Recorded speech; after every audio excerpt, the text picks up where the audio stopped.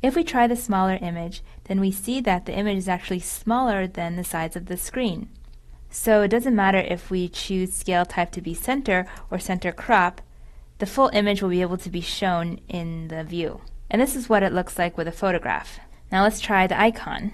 That was called Android. So the size of the icon is smaller than the size of the screen, so if we do wrap content for the width and height, then it should fit on the screen. It doesn't matter if we use center or center crop. Now what happens if we set the image view to be larger than the device size?